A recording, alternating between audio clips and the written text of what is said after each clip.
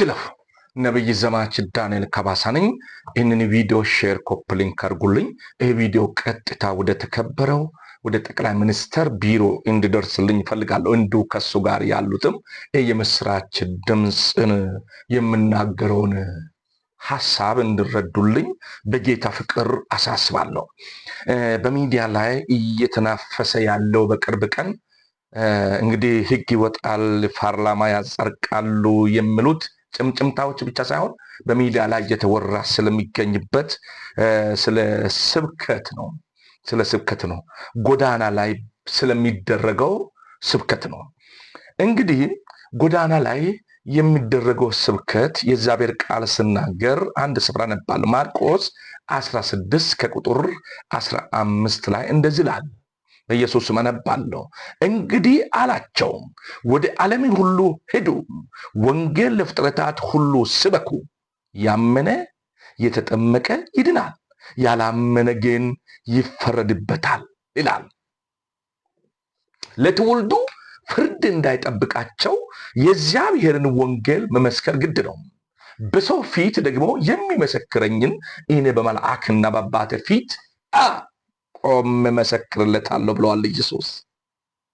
ስለዚህ ለዛ ትውልድ የገባቸው እግዚአብሔር ጸጋ የሰጣቸው ሰዎች ያመለጠ ሰው እኮ ነው አጠቃላይ ወንጌልን የሚሰብከው እንጂ ሁሉ አይሰብክም እኮ። ስለዚህ ወንጌል ሲሰበክ ለትውልድ ፈውስ ይሆናል፣ ለሚሰማ ለተመልካች ፈውስ ይሆናል። ምክንያቱም ሌላ ነገር ከሌለው በውስጡ ማለት ነው። ትምህርት ሰጪ ነው። ትምህርት ሰጪ ያልሆነው ነገር በኢትዮጵያ ላይ የትኛውም ከተማ እየተዘዋወረ የሰውን ህይወት የወጣቱን ህይወት በእውነት የሚያበላሸው ነገር በዛ ዙሪያ ላይ አትነጋገሩም እንድ ለሱ ላይ ህግ አታወጡም እንድ? አዎ አሁን ለምሳሌ በየመኖሪያ መንደር ጭፈራ ቤቶቹን ተመልከቱ። እንቅልፍ ያሳጣሉ ሰዎቹ። እነኝን መቆጣጠር ነው እንጂ ወንጌል የሚሰበከውን የእግዚአብሔርን ወንጌል የሚሰብከው አመፅን እያካሄድ አይደለም። ሃይማኖትን ከሰበከ ደግሞ ቅረጹትና ቀጥታ ወደ ህግ ፊት ይቅረብ፣ ይጠየቅ። እኔም ቢሆን ሃይማኖትን ከነካው ልጠየቅበት። ግን ሃይማኖትን ሳልነካም የእግዚአብሔርን መንግስት ከተሰበከ ምንድነው ችግር? ለምድራችን ፈውስ ነው እንጂ ሰዎች ተሰብስቦ ፊልም ቤት ከሚውሉ፣ ጫት ቤት ከሚውሉ፣ ሺሻ ቤት ከሚውሉ፣ ዝንቡት ስፍራ ከሚውሉ እሱን ጥቂት ደቂቃ በሚደረገው ፕሮግራም ምንድነው የሚቆረቁራችሁ? እናንተ እንደዛ የምትቀሰቅሱ ሰዎች የእግዚአብሔር መንፈስ በውስጣችሁ እንደሌለ አረጋግጥላችኋለሁ። እናንተ ግን ዋጋ ትከፍላላችሁ። ይህንን ይወቁ። ዋጋ የሚያስከፍላችሁ የሰማይ አምላክ መሆኑን ነግራቸዋል። ምክንያቱም ወንጌል ነፃ ውጪ ነው። ወንጌልም ተናጋሪ ደግሞ ዘረኛ አይደለም። ከዘረኝነት የጸዳ ሰው ነው የሚያገለግለው። ሃይማኖትን ከነካ ይታሰር ብያለሁ፣ ይጠየቅ በህግ ፊት ብያለሁ። ሃይማኖት ካልነካ በየቦታ በትክክል የሚያገለግለው ሄዶ የሚመሰክረውን ወንጌል የሚያሰራጨውን እዛች ስፍራ ላይ እኮ በአንስ ተኩል ሰዓት፣ አንድ ሰዓት ተኩል ቢበዛ 40 ደቂቃ፣ አንድ ሰዓት ላልሞላ ጊዜ አድርጎ ለሚሄደው መንግስት የጎዳናን አገልግሎት ከልክሏል ተብሎ በዓለም ላይ ይወራል። ምን ማለት ነው? ይሄ ቀጥታ ወደ ጠቅላይ ሚኒስትር ቢሮና እንዱ ከሱ ጋር እግዚአብሔር ለሾማችሁ፣ አጠቃላይ እግዚአብሔር ነው የሚሾመው እናንተን ይህንን የምትሰሙትን ሮሜ 13:1 ላይ እግዚአብሔር ቃል ይናገራል።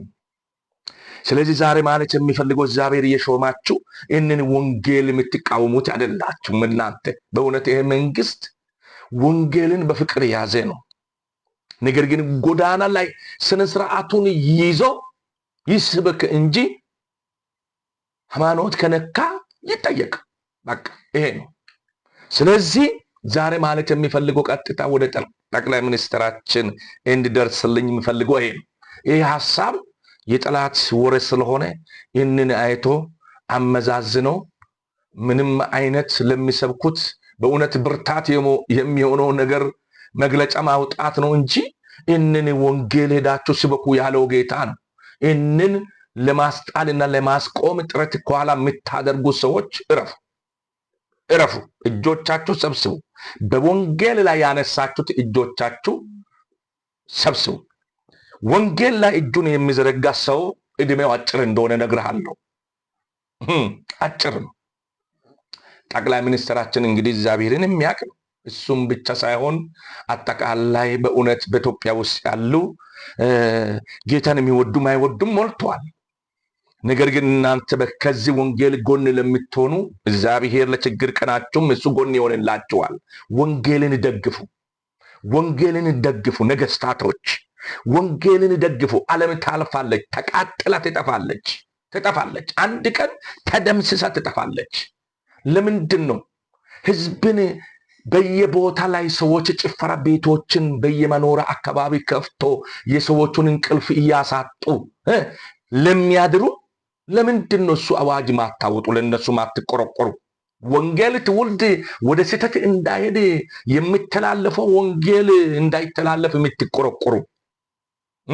ሃይማኖትን መከነካ ይጠየቅ በህግ። እኔም ጭምር ብያለሁ። እኔ ሃይማኖትን አልሰብክም፣ ክርስቶስን ነው ለትውልዱ የምናገረው። ከዛ ውጭ ያለፈ ምንም የለኝም። ስለዚህ ዛሬ ሌላውም ምንም የለውም። ሃይማኖትን ከነካ ያ ሰው መጠየቅ እንዳለበት ነው የሚያሳስበው። ከዛ ውጭ የጎዳና አገልግሎት መጠነከር ያለበት፣ እንደው በእውነት ብርታት መንግስት መስጠት አለበት። ለዚህ ትውልድ ምን ሰጥቷል? ለዚህ ትውልድ እስቲ አንድ ጊዜ እስቲ መንግስትም ሆነ እየታዘባችሁ እኮ ነው። ጎዳና ላይ የሚደረገው ፕሮግራሞቹን እያያችሁ ነው። ምንድነው ከአንደበቶቻቸው የሚወጣው? ጉባ አትቀበሉ፣ አታመንዝሩ እየተባለ ለመንግስት እገዛ እየተደረገ ነው እንዶ ያለው እኮ። ጉባ አትቀበሉ፣ መንግስት ያስቀመጣችሁ ቦታ ላይ ሆናችሁ ጽድቅ ስራ ስሩ፣ በታማኝነት አገልግሉ፣ ደመወዞቻችሁ ብቻ ይብቃችሁ፣ ህዝብን አትበድሉ፣ አትርገጡ፣ ስልጣን ይይዘናል ብላችሁ አትርገጡ፣ በታማኝነት አገልግሉ፣ ኃጢአትን አትስሩ። አዎ እያለን ነው የምንሰብከው። ታዲያ ይሄ ምኑ መጥፎ ሆኖ ነው? ጉበኛ ነው የሚጠላው። ወንጌል የሚጠላው ጉበኛ ነው። አንድ ቀን ግን ይቆማል። ጉበኛው አይወድም። ጉባው የሚቀበሉ አሻፈረኝ ይላል። ወንድም ተመለስ፣ ጌታ ይወዳል። ወንጌልን ውደድ። ኢትዮጵያ ህዝብ ይወዷል እኮ ወንጌልን። ሃይማኖት ካልነካ የትኛው መስፍራ ሄዶ ቢሰብክ ይታያችሁ? በየመንገዱ ትልልቅ ስፒከር ይዞ ጩኸት እያሰማ በጣም ትልልቅ ግዙፍ የሆነ ጭፈራ እያስተዋወቁ ለትውልዱ ሲኦልን መንገድ እየመሩና እያስተማሩ የሚሄዱትን አስተዋወቆቹን ይሄ በሙዚቃ ላይ እየሄዱ ለጨፋሮች ኑ እዚህ ድራማ አለ እያሉ ለሚሄዱት ለነሱ አዋጅ አይወጣም እንዴ? ለነሱ አይወጣም? እንዶ እኛ ትንንሽ ስፒከር እኮ አንዱ ባፉ ነው፣ አንዱ ትንሽ ስፒከር አለ። ምን ነው? ለምንድን ነው እንደዛ የምትሆኑ? ተመለሱ፣ ንስሐ ግቡ። እንደዛ አይባልም። ይህንን የተከበረ እግዚአብሔርና ህዝብ የመረጠው ጠቅላይ ሚኒስትራችን በእውነት ይህንን ምላሽ እንዲሰጡ ፈልጋለሁ። ለእኛ ሰዎች ላወጡት ለሚያቀርቡት ሰዎች እንዶ ከሱ ጋርም ያላችሁ ይህንን ጉዳይ ምንም አይነት ጥፋት ካላጠፋ አንድ ሰባኪ ሊሆን ይችላል፣ ሌላ ሰው ሊሆን ይችላል። ለመመስከር እየቆመው ሰው በታማኝነት የሚያገለግለውን እረፉ አትበሉ። ይልቁንስ በቦክስ የሚመታውን ህግ ይጠይቁ። በቃ ሃይማኖት ሳይነካ ነው ዝም ብሎ የሚመታው። ወንጌል ስለተሰበከ ብቻ ነው። እና ከዛችኛ ቸርች ጥለ ያቺ ትክክል አይደለችም፣ ሐሰት አስተምሮ ነው የምታስተምረው ያቺ ቸርች ብሎ ጠቅሶ የቸርቿን ስም ጠቅሶ ለሚናገሩ አገልጋይ ያኛውን ይሰሩት። እኔም ቢሆን ልጠየቅ፣ ሃይማኖት መንካት የለብኝም። እኔ ክርስቶስን ብቻ ነው ለትውልዱ የሚያንጸባርቁ። በቃ ከዛ ውጭ የለም። ስለዚህ የቀጥታ ወደ ጠቅላይ ሚኒስትር ቢሮ እንድደርስልኝ ይፈልጋለሁ። ሼር ኮፕሊንክ አድርጉልኝ። እንደው እዚሁ ላይ የዩቱብ ሊንክ ያለ እስክራይብ አድርጉት። እግዚአብሔር ይባርካችሁ። በጣም ወዳችኋለሁ። ሼር አድርጉት ለብዙ ሰዎች ሼር አድርጉ። ወዳችኋለሁ፣ አከብራችኋለሁ። ተባረኩልኝ። እግዚአብሔር ይባርካችሁ። ታንኪዩ በጣም አመሰግናችኋለሁ ስለሰማችሁን ስላደማ